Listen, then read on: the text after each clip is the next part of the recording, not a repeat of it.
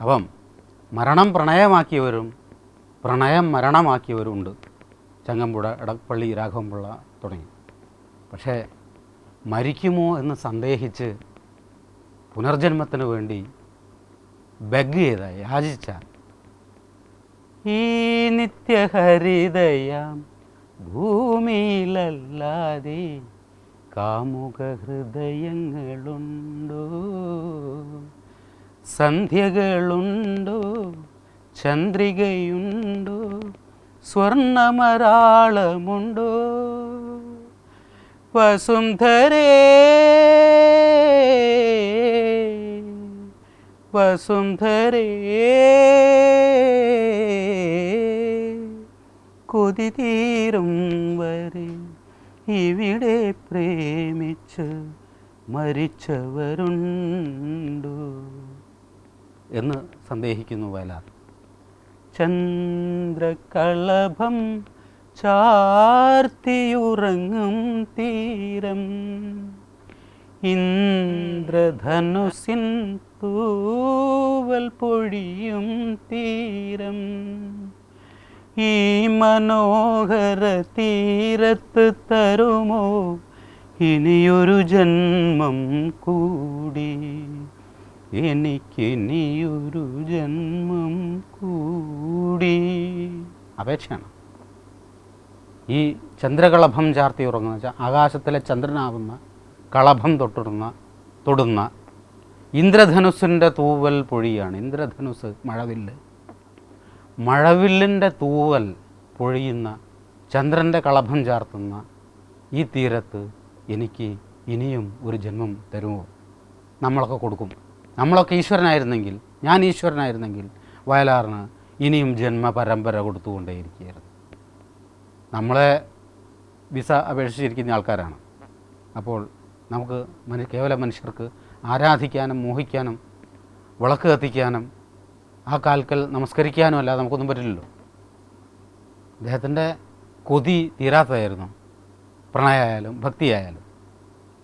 ഗോപാംഗനകൾ തൻ, ഭഗവാനോട് പറയാണ്, ഗോപാംഗനകൾ തൻ ഹേമാംഗരാഗങ്ങൾ ആപാദചൂടമണിഞ്ഞാലും നിന്റെ വൃന്ദാവന പൂച്ചൂടിയാലേ കണ്ണനു നിർവൃതിയാകൂ, കണ്ണനു നിർവൃതിയാകൂ. ഗോപാംഗനയുടെ, വൃന്ദാവനത്തിലെ രാധയുടെ, അവളുടെ ഹേമാംഗരാഗങ്ങൾ, കുറിക്കൂട്ടുകൾ, സ്വർണത്തിൻ്റെ നിറമുള്ള കുറിക്കൂട്ടുകൾ അണിഞ്ഞാലും ആപാദചൂടമണിഞ്ഞാലും, പാദം മുതൽ മുടി വരെ, ആ പാദചൂടം പാദം മുതൽ മുടി വരെ രാധയുടെ ഹേമാംഗരാഗങ്ങൾ, സ്വർണ്ണവർണ്ണമുള്ള കുറിക്കൂട്ടുകൾ അണിഞ്ഞാലും നിന്റെ വൃന്ദാവന പൂച്ചൂടിയാലേ, അവൾ കൊണ്ടു കൊടുക്കുന്ന ഒരു വൃന്ദാവനത്തിലെ പൂ ചൂടിയാലേ കണ്ണന് നിർവൃതിയാകൂ, കണ്ണന് നിർവൃതിയാകൂ. കാളിന്തി കാളിന്തി കണ്ണൻ്റെ പ്രിയ സഖി കാളിന്തി, രാസവിലാസവതി രാഗിണി, രാധയെ പോലെ നീ ഭാഗ്യവതി. അതാണ് അലങ്കാരം.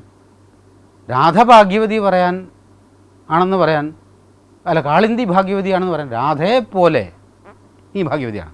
ഇപ്പോൾ രണ്ടാളെ ഒരു വെടിക്ക് രണ്ട് പക്ഷി ജനിച്ചു, മരിച്ചതല്ല. ആ സൂത്രമാണ് എഴുത്തിൻ്റെ തന്ത്രം, പാട്ടെഴുത്തിൻ്റെ തന്ത്രം, കവിതയുടെ തന്ത്രം. പൂജാസമയത്ത് ശ്രീ ഗുരുവായൂരിൽ പൊന്നും കിരീടമണിഞ്ഞാലും, പൂജാസമയത്ത് ശ്രീ ഗുരുവായൂരിൽ പൊന്നും കിരീടമണിഞ്ഞാലും